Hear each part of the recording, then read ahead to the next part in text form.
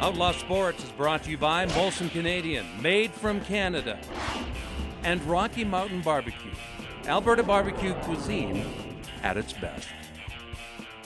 Hi everybody, welcome to the show. Ian Busby of the Calgary Sun joins us, and there were upsets all across the board. The top three teams had their asses handed to them on Labor Day. The one we have to discuss is the Calgary-Edmonton matchup. And first of all, folks, it's only one friggin' game. One game.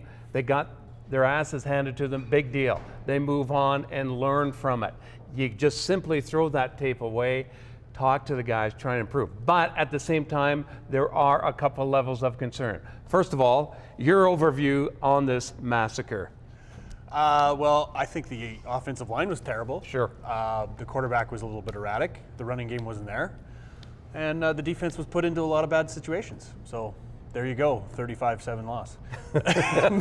Okay, let's yes. As Don Matthews always used to say, there's always one game in the year, you can't stink. get it. Yeah, you just trip over your own dick. What happened in some of us do that more than others, let me say that. 2008, what happened in Labor Day? Hank got injured in the second quarter. Dave Dickinson got injured in the second half, and they lost the game badly. And? They rebounded and won the Grey Cup. There you go. Anything can happen. Even if they go up and stink it up in Edmonton too, yeah, they can still come back and win this thing. But let's talk about some concerns. Let's talk about that offensive line. And last week, what did I say? This offensive line isn't good enough to win. Tony Washington, again, taking penalties. He got 3 yesterday, 6 in the last 2 games, Ian. Right, but that wasn't as big a concern as just letting Marcus Howard come straight free to hit Henry Burris in the back and knock the ball free. Yeah, the penalties are a big thing. I'm thinking this week is going to be a bit of a shakeup. It's tough to do on a short week, though. Sure it is. Edwin Harrison is coming off the 9-game injured list. Where does he fit in? Does you put him at left tackle, or do you move Stanley Bryan over to left and play Edwin Harrison at right? They got to figure that out. And obviously, I don't think they're getting the production they're getting out of the guys like Sumpus and Middleton and O'Neill that they got last year too. So they're struggling there. Obviously, they're going to have to do some things to alleviate the pressure on that offensive line. What can you do right now? You got to get the ball out of Henry's hands faster. Well, everyone's pointing to 4 turnovers. Okay, but he went 6 games without throwing an interception. Right. And when you're scrambling for your life, you're looking. It's tough when you're playing quarterback. Number one, you're trying to avoid someone trying to kill you. You're looking downfield for a receiver, and you're trying to just gain yardage. Yeah. So, having said all that, it's sometimes you get the ball knocked out of your hand. You're trying to multitask when you're on the run. It's right. tough, and he's going to have to do that with this line. Well, and the first fumble, O'Neill misses the block completely, and he's scrambling for his life and loses the ball. Now he's supposed to hold on to the ball, obviously. The interception was he's just trying to scramble away from pressure and throws it off, and it's a little bit off.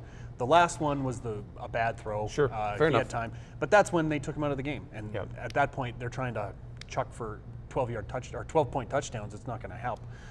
It's a situation where I think you just forget about it. You try and go up there and get the split in the series. The one thing it was going into the Eskimos locker room, the people coming out of there said, well, it sort of felt like they knew that they were going to lose on Friday already. It's hard for any team to sweep that series, especially when the Eskimos didn't play all that well. Sure. They didn't have much creativity on offense either. That's right. Absolutely. I thought, how many times are you going to see that sweep with the running back and Ricky Ray turn around, throw it 4 yards and get a 6-yard gain? How many times did they do that in that game? Or the miracle, the Music City Miracle. Hey, that was a nicely designed play. That was beautiful. I loved it. And Rick Campbell coming out and pulling out the trick of against Mark Killam, who he used to help last year. Yeah. That was a fun play. Yeah. It was nice to see some creativity, and when you don't have any creativity on offense, it's pretty good to have something on special teams. Now, when the Edmonton Eskimos bring the rush like they do, why aren't the Stampeders running the ball against them? I mean, to me, they've abandoned the run, and what did Joffrey have, 12 yards? 6 carries for 13 yards. Yeah. Okay. And then John Cornish was a little bit better, but he had one drive in the fourth quarter where they actually started to move the ball, and the game was out of reach anyway. Yep. It's completely puzzling where the running game has gone at this point. There's no one thing you can pinpoint on it. Obviously, the offensive line is struggling, so that doesn't help. But Joffrey Reynolds is just completely not getting a chance. It doesn't make any sense. He's not. I don't think he's lost much over last year when he was a 1,200-yard rusher.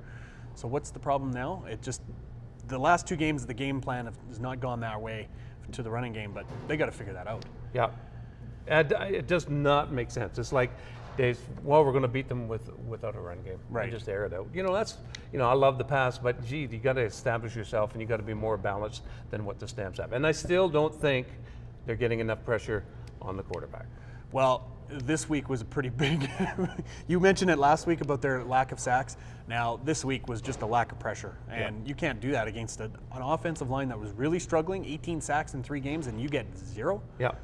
That's tough. That is really tough, because you look at the time that Ricky Ray had, they just didn't crush him like they should have. Yeah. They had one play where Robert McCune came flying on a blitz, and got him right after he threw the ball, but it didn't. That disrupted that pass, but it didn't continue all game. It's a concern now. You just have to let them play it. Go up and play Friday and let the carts fall as they may. Yeah. Tired of going to redneck barbecues? Well, you better call Rocky Mountain Barbecue. Alberta barbecue cuisine at its best. Great tasting food, clean and efficient service. Check us out online or call Rocky Mountain Barbecue.